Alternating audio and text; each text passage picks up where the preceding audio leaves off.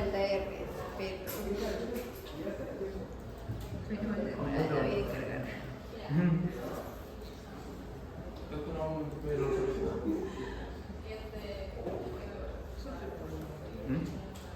Me gustan los objetos donde se encuentran las cosas.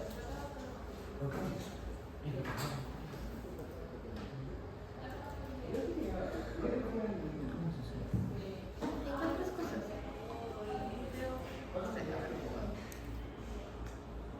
No me encuentro. Estas cositas.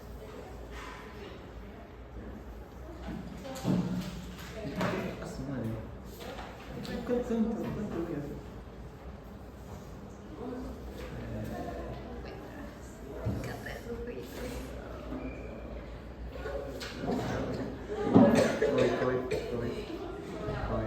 Justificación, justificación. Neuro. Hay neuroblastoma y nefroblastoma. Ya, vamos a empezar la clase de hoy, doctores. El día de hoy vamos a hablar de algunas enfermedades pediátricas y algunas enfermedades también de la etapa neonatal. ¿Ya? Entonces vamos a empezar con estas dos numeraciones, el neuroblastoma y nefroblastoma. Estos dos temas son temas bien preguntables en el ENAM y en el examen también de residencia. ¿Y por qué son tan preguntables? Porque ustedes siempre se confunden en neuroblastoma y nefroblastoma. Entonces, tienen ciertas diferencias, ciertas características, y este es un examen, cuando les toman este tipo de enfocados en estas preguntas, los confunden con algunos temas bien clásicos. Ahorita les voy a decir cuáles son esas características con las cuales los confunden. Lo que termine en el sufijo blastoma, como dice ahí, ¿no? Es un tumor sólido, el blastoma, que se forma cuando las células no se diferencian correctamente en los tipos celulares previstos antes del nacimiento o en la infancia. Entonces, clásicamente, estos dos neoplasias malignas se van a desarrollar en el momento en el cual se están diferenciando las células. Entonces, el sufijo blastoma se utiliza para indicar un tumor de células primitivas incompletamente diferenciadas. ¿De acuerdo?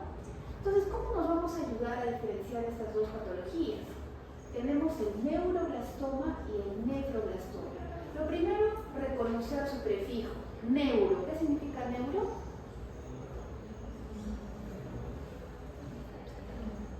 ¿Qué significa el prefijo neuro?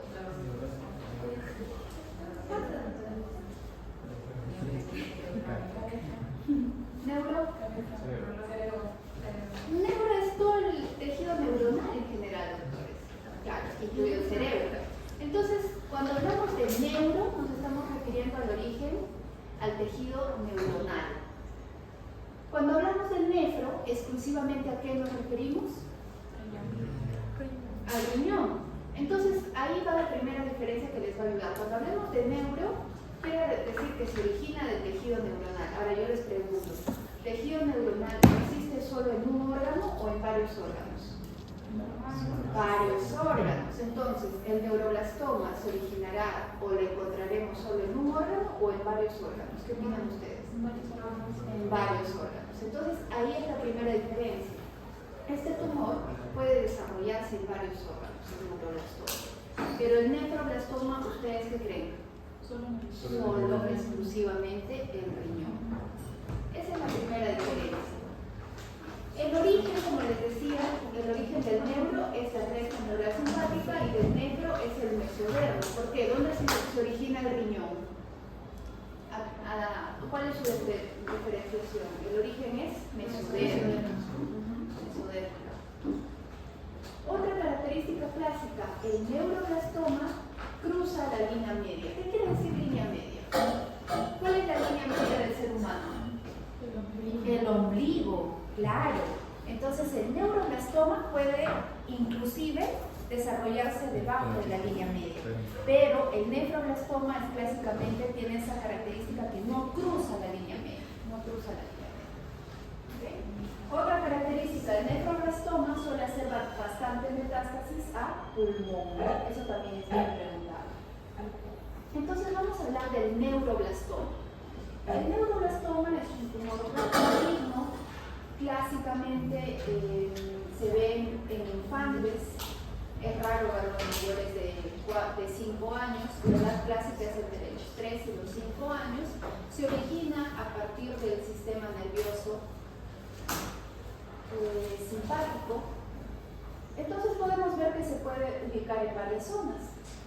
Miren, podemos verlo a nivel de la zona espinal, podemos ver en la glándula adrenal, podemos verlo a nivel hepático también.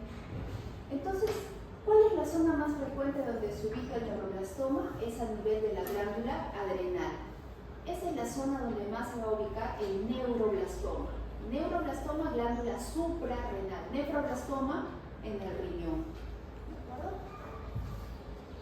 Macroscópicamente, ¿cómo es esta lesión? Es una lesión nodulada, clásicamente de color rojizo, puede tener hemorragia, puede tener necrosis. Miren, acá en la parte inferior, no se olviden que la parte de la suprarrenal es como, ¿recuerdan en anatomía cómo es la suprarrenal? Es bien delgadita, color amarilla, color mostaza. Cuando le hacen un corte se ve como un color mostaza encima del riñoncito, por eso se llama suprarrenal. Y miren cómo acá ha quedado una parte residual de la anatomía de la glándula suprarrenal y en la superficie está esta tumoración, el neuroblastoma. Entonces, su ubicación más frecuente del neuroblastoma, no se olviden que el neuroblastoma se puede ubicar en varias zonas del cuerpo porque es de origen neural y la zona más frecuente de ubicación es la suprarrenal. Miren, el riñoncito está totalmente conservado con su muestra. Acá, histológicamente, doctores, necesito que ustedes recuerden que los patólogos nos basamos mucho en formas, entonces tratamos de asociar las formas a la patología. Entonces hay un término que acá tienen que ustedes conocer que es la roseta. Roseta viene de la palabra rosa, roseta, y las rosas tienen hojas. Entonces estas hojitas que están alrededor dan la impresión de que son las hojas de una rosa, por eso se llama roseta. Entonces tiene forma de roseta, como acá. Miren, esta forma que tiene acá lo asocian a una roseta. Entonces esto es lo que ellos se imaginaron y lo que se ve en patología es lo que está acá al lado.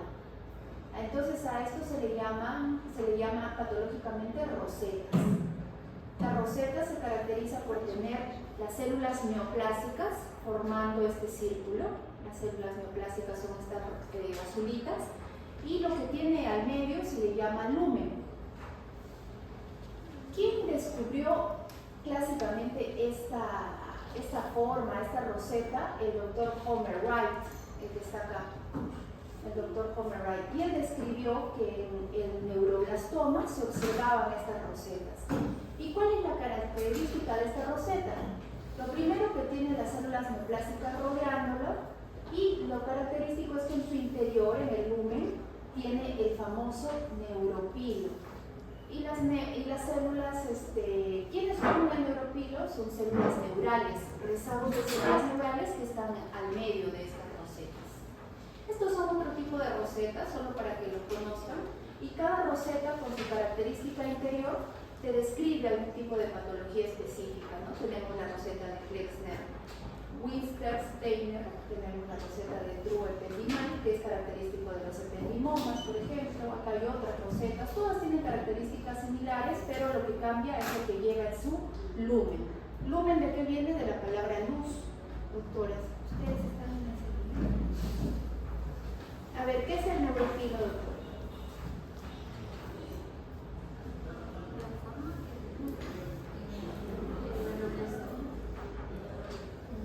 ¿Usted, doctor? Sí, es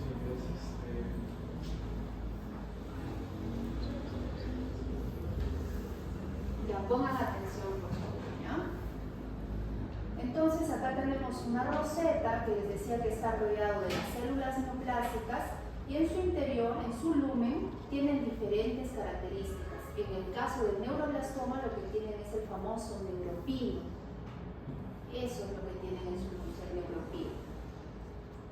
Entonces, si ustedes tienen buena imaginación, miren, acá vemos una roseta, Acá vemos otra roseta, lo voy a señalar acá. Acá hay una roseta. Acá hay otra. Entonces, ¿sí logran ver? Esas se les llama rosetas. Entonces, esta neoplasia, doctores, histológicamente está caracterizado por tener una proliferación de células azules, son células azules proliferando, y tienen las famosas rosetas. Mira, acá hay una roseta, otra roseta. ¿Y cuál es la característica de la roseta? Tiene células neoplásicas rodeándola y en su interior tienen el famoso neuropil. Igual acá, miren, hay grupos de células azules neoplásicas. ¿Se dan cuenta? Hay bastantes grupitos, están agrupadas acá. Ahí está. Que son células nerviosas blastemales, ¿no? Que no se llegaron a diferenciar. No se llegaron a diferenciar. Y acá se ve bonito. ¿Ven esas fibras entrecruzadas, como hilos entrecruzados de color rosadito en el interior? A eso se le llama neuropil. Voy a cambiar eso. Acá, ¿no? Ese es el neuropil, todo eso que está acá. Acá también. Entonces esta es una roseta y lo que tiene en su interior es el neuropil. Y viéndolo ya panorámicamente, es una neoplasia, si se da cuenta, de color azul. Se ve de color azul y también tiene un poco de bastante hemorragia, ¿no? Las células neoplásicas por lo general se acompañan de hemorragia y a veces también de necrosis. Y acá también vemos que hay algo de hemorragia, hay proliferación de vasos con extravasación de glóbulos. Y se ven las células azules, bastantes células azules, que son células blastemales de origen neuronal. Blastemal quería decir que no se desarrollaron adecuadamente, que no se diferenciaron, como les decía. Y nos vamos a ver la diferencia ahora entre ¿qué? Entre la enfermedad de Wilms, tumor de Wilms o nefroblastoma. Vamos a ver nuevamente el cuadrito para que no se olviden. Nefroblastoma. El nefroblastoma es el segundo tumor abdominal más común. Está asociado a la lesión del cromosoma 11. Esto también a veces preguntan, ¿no? Que el neuro es asociado a la lesión del cromosoma 1 y el nefro a la lesión del cromosoma 11. Acá vi este cuadrito que es bien sencillo, ¿no? De describir todas las características importantes. Miren, el nefroblastoma es el tumor renal maligno más común de los niñitos. Es el que ustedes más van a ver cuando roten en pediatría. Está en cuarto lugar en el cáncer infantil. No olviden que en niños, el primero, ¿cuál ocupa?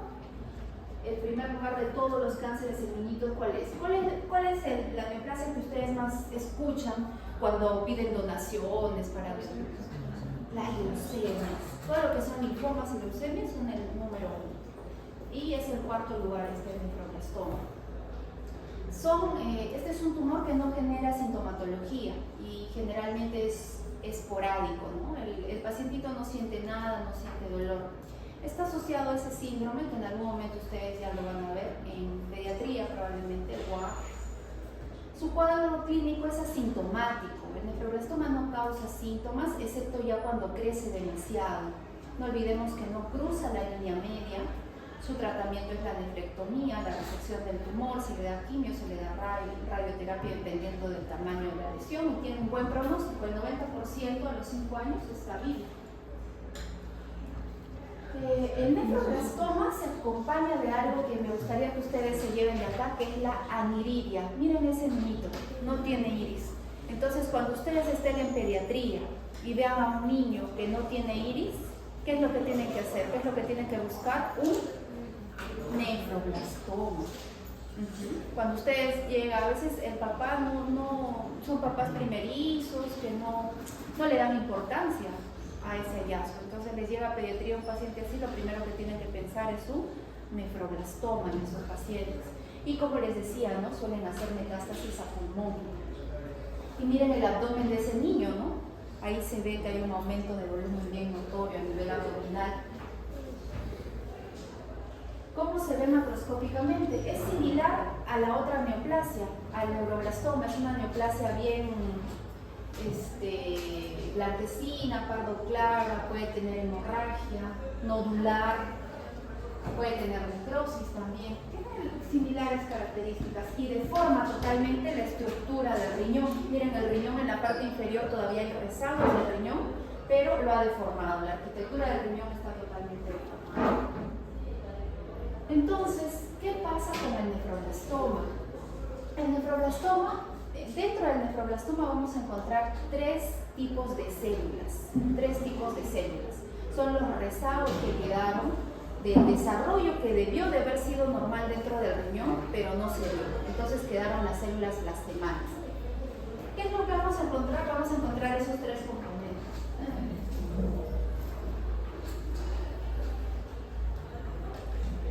Vamos a encontrar el componente blastemal, que son grupos de células redondas azules.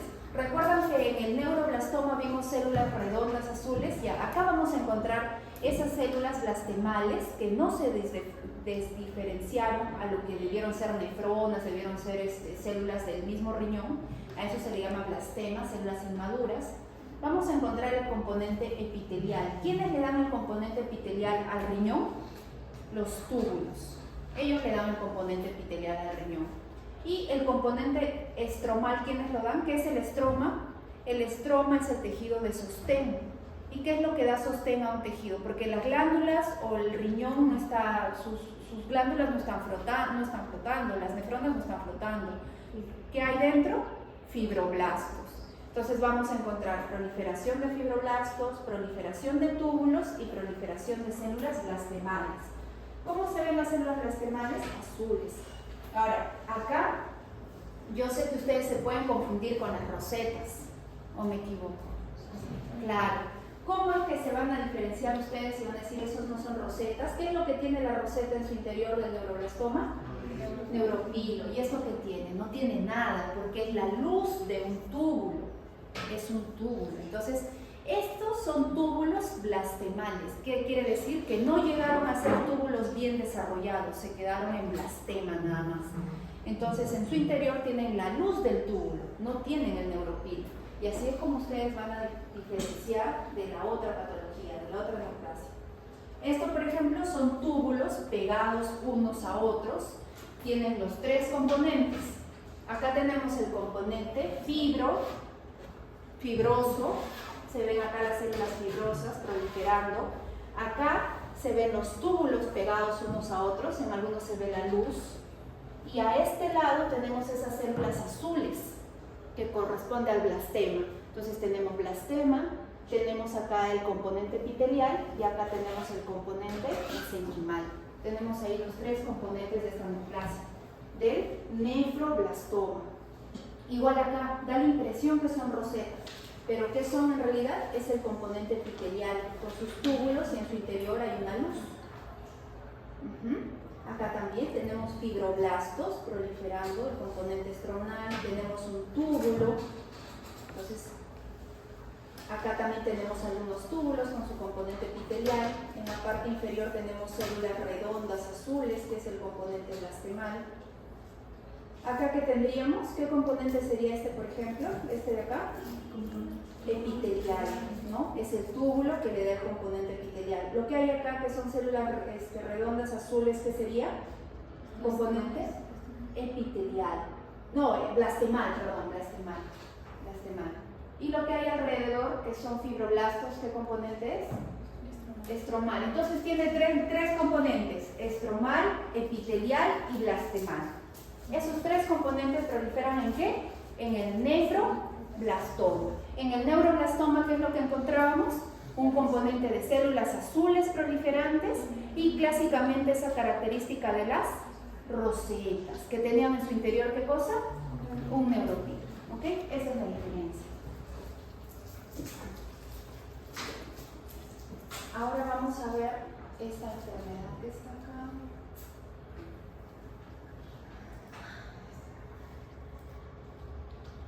Del riñón poliquístico. El riñón poliquístico, doctores, no es exclusivo exclusivamente de edad pediátrica, pero sí se suele descubrir en edad pediátrica cuando se le hace una ecografía ocasional al paciente. Y como está asociado a una falla a nivel de este cromosoma, se va a ver en los dos riñones. Entonces no olvidemos que esta patología se suele ver a nivel bilateral, en los dos riñones. ¿Cómo se van a olvidar de esta falla en este cromosoma? Porque ustedes son pecadores, ¿no? Eso nos decía nuestro profesor. Entonces es la palabra pecado, no se olviden de la palabra pecador, ¿ya? Pecador. Y ustedes son los pecadores número 1, ¿verdad? Entonces, pecado 1, ¿ya? Esa falla cromosómica está asociado a este riñón poliquístico y suele ser bilateral. ¿Cuáles son las características clínicas?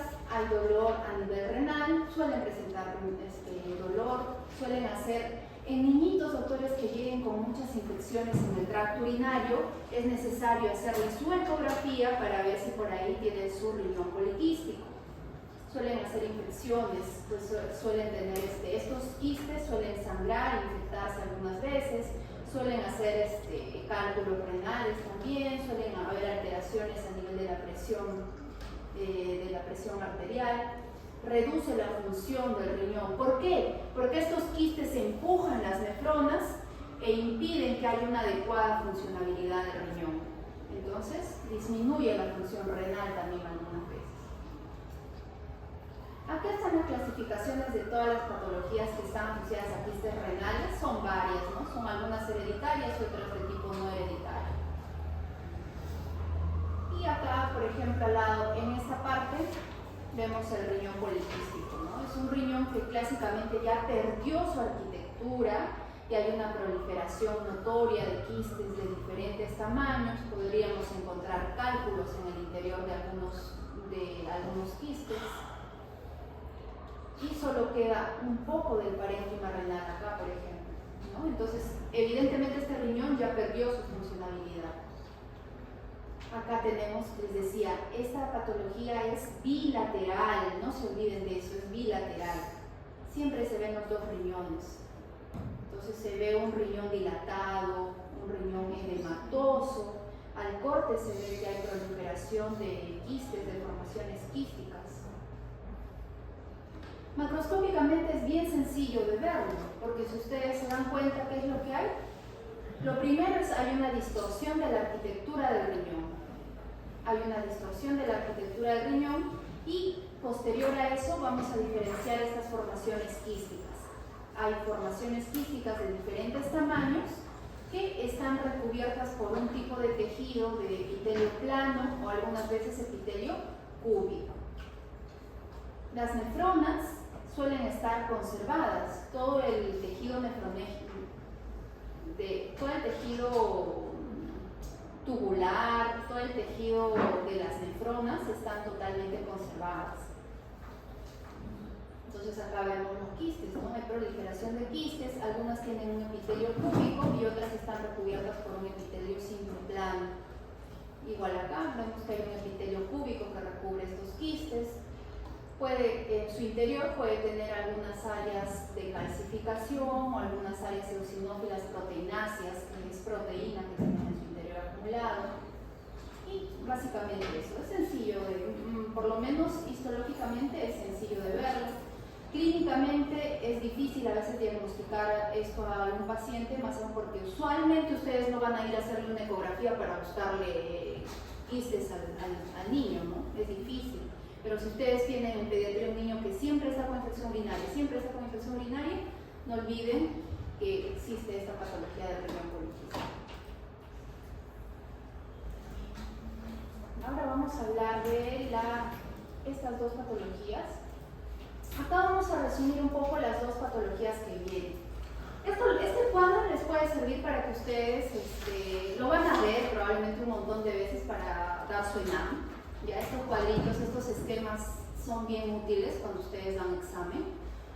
Entonces, miren, acá hay tres patologías que ustedes nunca deben olvidar en pacientes pretérmino, a término y posttérmino. ¿Cuándo un paciente es pretérmino? ¿Cuando nace antes de cuánto? de las 34 semanas. ¿A término cuándo es? 37 semanas. ¿De acuerdo? Y postérmino mayor de 41, 45. ¿Qué hizo?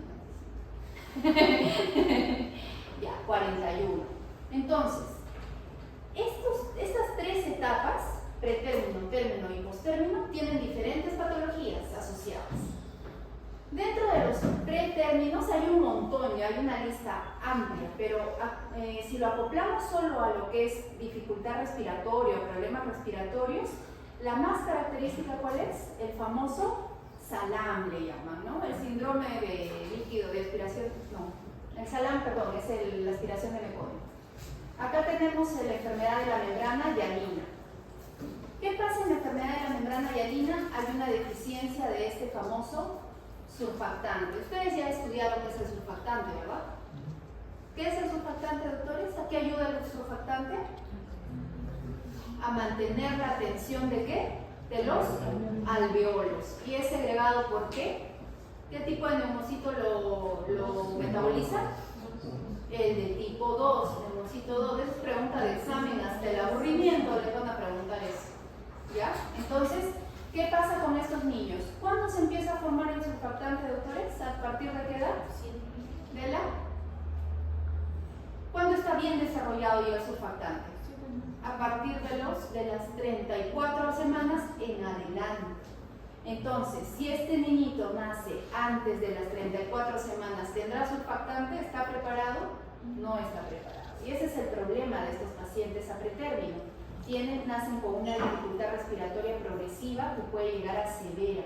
Pueden hacer cianosis, polipnia. Entonces, son pacientes que su característica clínica es que tienen una dificultad respiratoria progresiva. Su factor de riesgo más importante es el pretérmino, ser un paciente pretérmino.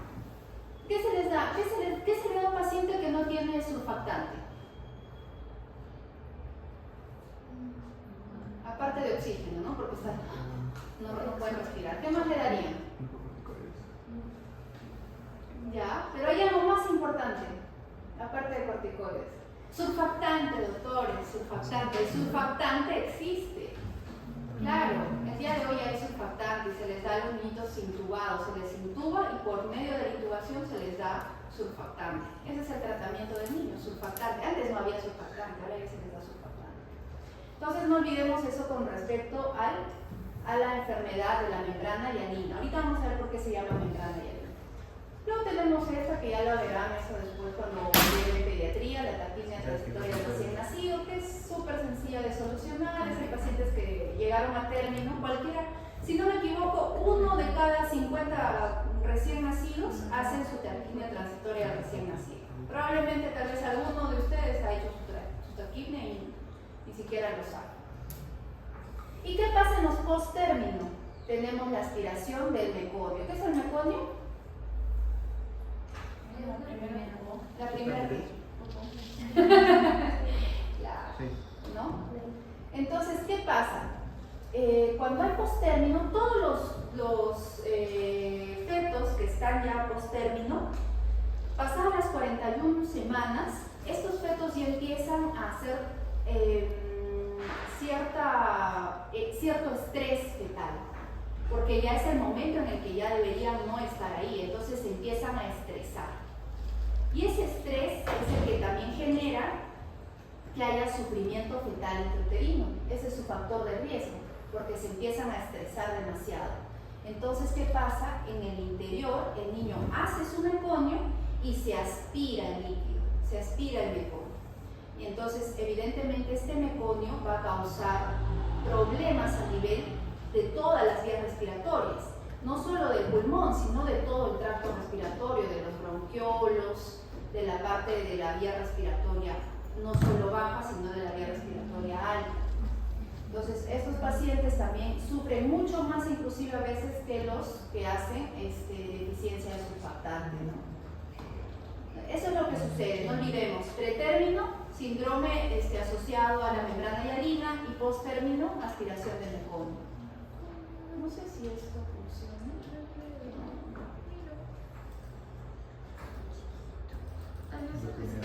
en la pantalla que viene.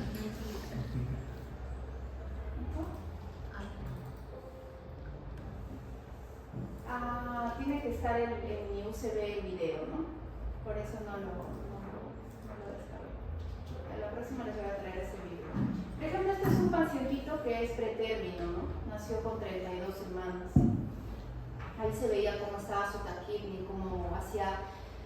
cuando evalúan a estos pacientes hay un score que se llama de Silverman-Anderson, que ya les van a enseñar, para ver qué tan severo es su cuadro de dificultad respiratoria.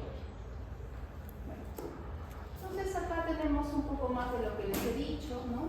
También llamado síndrome del estrés respiratorio, se da en el 2% de los recién nacidos, es una enfermedad, no frecuentemente, es una enfermedad exclusivamente de prematuros. La causa es la deficiencia del surfactante. ¿Por qué se llama membrana hialina? Miren, acá está un poquito de la fisiopatología. Acá hay, el problema es a nivel de la pared del alveolo. Hay un aumento de la permeabilidad en el momento que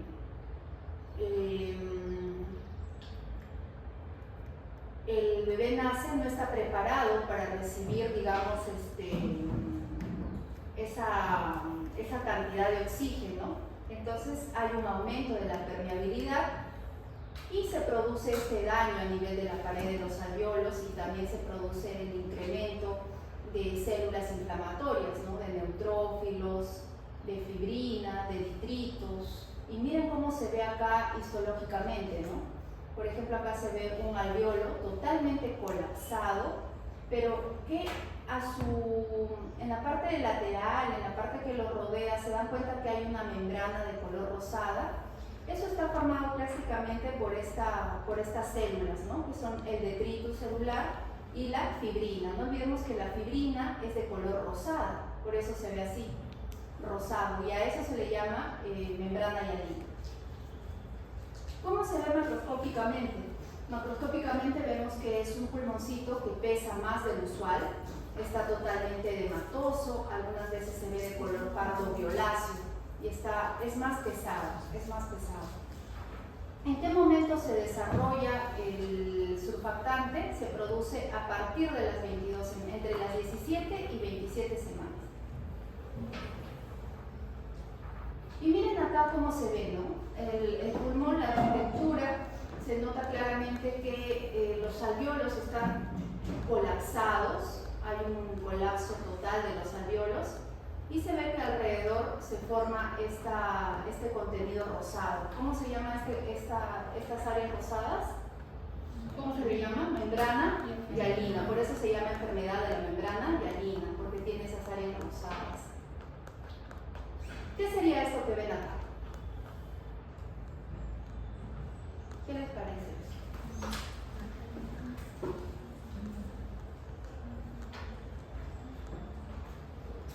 ¿Qué tipo de epitelio tienen acá? Es un epitelio tipo respiratorio, pero ¿qué tipo de epitelio es? El bronquiolo, ¿qué tipo de epitelio tiene?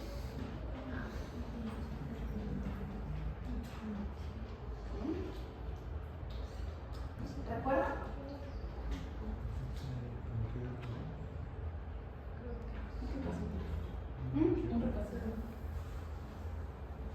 Les voy a hacer exponer, pero todo lo que es respiratorio la próxima. ¿Usted, doctora? Ya, ahorita vamos a repasarlo. Vamos a terminar con esto y vamos a repasar un poquito esto. Entonces, nuevamente, ¿no? ¿A ustedes les parece que estos alveolos tengan una arquitectura normal o están más pequeños del usual? Están colapsados. ¿Ustedes se acuerdan que los alveolos son redondos, amplios? ¿Se acuerdan la historia de los alveolos? Vamos a ver un poquito.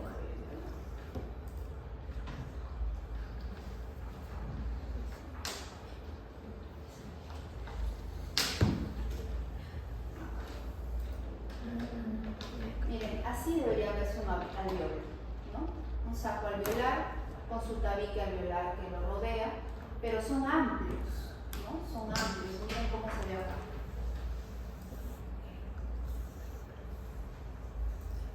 ¿Se dan cuenta ahora sí? Están colapsados. hay un colapso alveolar.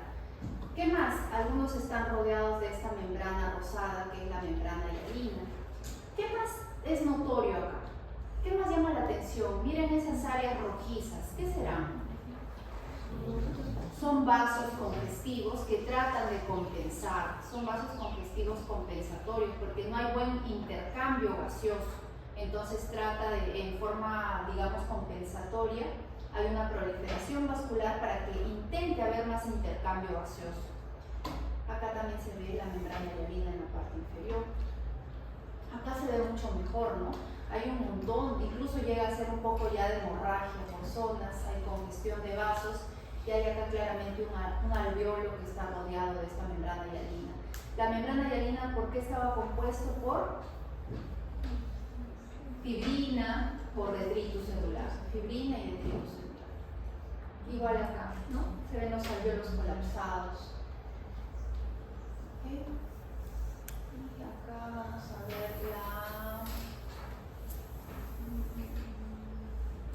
aspiración de líquido metabólico.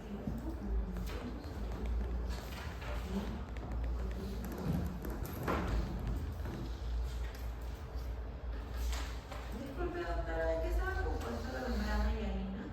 De detritus celular y de fibrina. Básicamente de fibrina. No. Detritus. Detritus. ¿Qué es el detritus celular? Células muertas. Células muertas. Entonces, a esto le llaman SALAM. Se le llamaba hace tiempo SALAM, que es el síndrome de aspiración de líquido amniótico.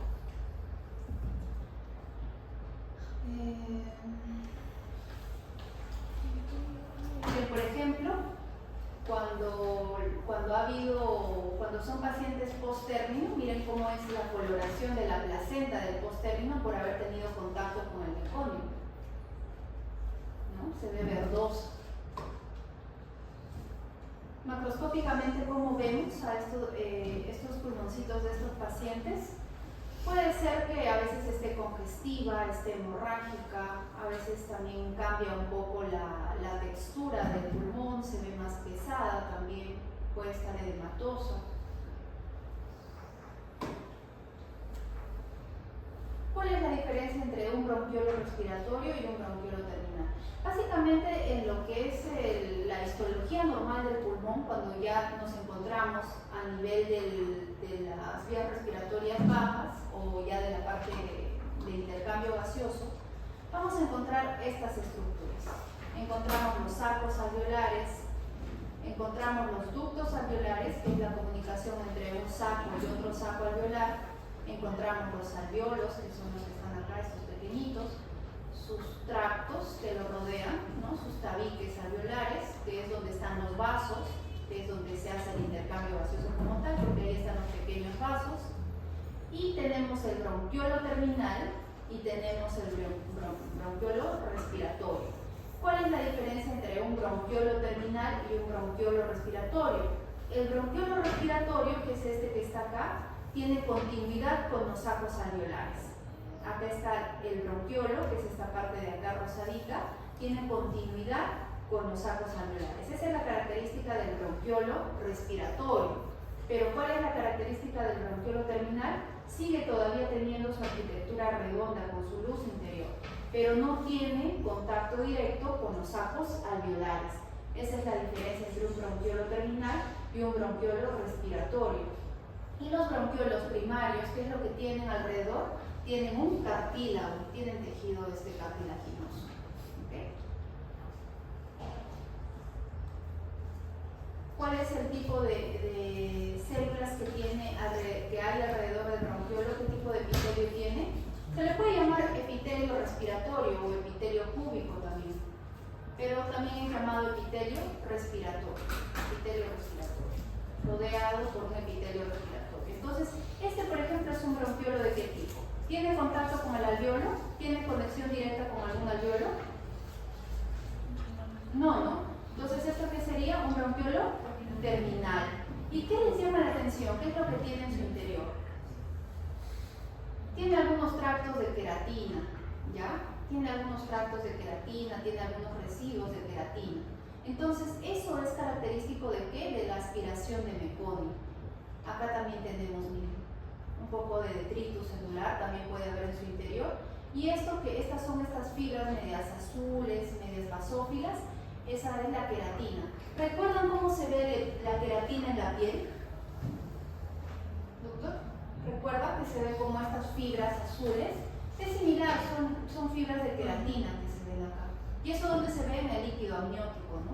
Entonces, esos son los rezagos que quedan. En el momento de la aspiración se aspira también líquido amniótico y se ve un poquito de este contenido. Entonces, acá vemos otro bronquiolo terminal, acá también vemos otro bronquiolo terminal. Y acá también, dentro ya de los alveolos, también se puede ver el mismo contenido. Entonces, hay una alteración total de la arquitectura. Y dentro de los sapos alveolares también se puede ver el mismo contenido de detritus celular con algunos sales de queratina. Miren, acá vemos el epitelio cúbico, ¿no? Hay un epitelio cúbico pseudoestratificado o epitelio respiratorio de un bronquiolo terminal y en su interior tiene detritus celular y tenemos algunas fibras de queratina también, que es característico de este síndrome de aspiración del líquido amniótico. ¿Cuál es la clínica de estos pacientes? Hacen un síndrome de distrés respiratorio, hacen taquipnia, hacen dificultad respiratoria severas. ¿Cuál es el tratamiento de estos pacientes? Básicamente es una terapia de sostén, se les tiene que dar apoyo respiratorio, se les puede dar antibiótico-terapia también. Y un gran porcentaje tiene mal pronóstico. Y por último tenemos la hemorragia intraventricular. Qué pena, acá tampoco creo que... no es un video. Esta hemorragia intraventricular cerebral es exclusivamente pediátrica, ¿de acuerdo? Intraventricular cerebral, vamos a hablar en pediatría. Perdón, esta enfermedad puede ser en adultos mayores también, pero lo vamos a hablar exclusivamente de sus características pediátricas. Miren, esto lo encontré en Twitter, es de un paciente, miren, de 22 semanas, que hizo un cuadro de hemorragia ventricular y miren cómo en el tiempo le hicieron un control y se fue recuperando poco a poco, ¿no? Y realmente no tuvo ninguna secuela en el control de su resonancia magnética, aparentemente con el tiempo no tuvo ningún daño de ningún tejido y felizmente miren cómo se fue recuperando, ¿no? Pese a tener este diagnóstico.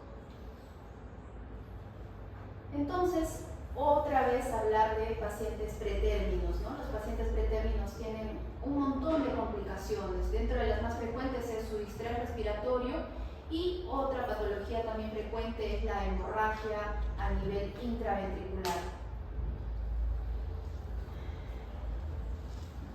Hay un área que se encuentra cerca del núcleo lentiforme donde encontramos una famosa matriz terminal. Este es un corte coronal del cerebro. Entonces, en esta zona, específicamente cerca de la cabeza del núcleo caudado, miren, cerca del ventrículo lateral, acá encontramos una famosa matriz terminal. ¿Para qué sirve la matriz terminal? La matriz terminal es un área específicamente que tienen los fetos, que les ayuda al desarrollo de células neuronales y también les ayuda a que haya una buena vascularización en esa zona. Miren, acá está la matriz terminal. Y para mal del paciente pretérmino es bien vascularizada. Esta matriz terminal, cuando el bebé nace o ya pasadas ciertas semanas, se reabsorbe y desaparece. Vale decir que ustedes no tienen esta matriz terminal, solo lo tienen exclusivamente los fetos. Y para mal de ello, como les digo, es muy vascularizada. Entonces, ¿qué sucede? Cuando nace un pretérmino y aún mantiene su matriz terminal, no es que solo al nacer la matriz terminal se rompa. Lo que sucede es que estos bebés, como tienen tan inestables sus vasos, basta que tengan un poquito de estrés, que hagan una pequeña dificultad respiratoria, se puede romper esta matriz. Se puede romper y puede empezar a sangrar. ¿Y qué tiene continuo la matriz terminal? ¿Cómo se llama esto? Les dije. El ventrículo lateral, los ventrículos laterales. Entonces, ¿a dónde se suele ir principalmente la ruptura de la sangre que sale de la matriz terminal? ¿A dónde? Al ventrículo lateral. Y es por eso que estos niñitos hacen hemorragias a nivel del ventrículo y sobre todo a nivel del ventrículo lateral. Los factores de riesgo son muchísimos, pero ¿cuáles es el más importante su edad gestacional, que sean prematuros y que pesen menos de 1.500 gramos, o sea, son bien chiquititos. ¿Cuáles son los factores asociados a esta alteración? La hipoxia, que el bebé esté con estrés, la hipercapnia, el tratamiento de hipotensión y catecolaminas, malformaciones genéticas, otros factores de riesgo, imagínense que tengo un recuento plaquetario bajo, sepsis. Miren, así se ven los ventrículos normalmente, los ventrículos laterales, y miren qué pasa acá, ya se ha llenado de sangre, hay un contenido sanguinolento acá. ¿Cómo saben que es sangre? Por la densidad, ¿no?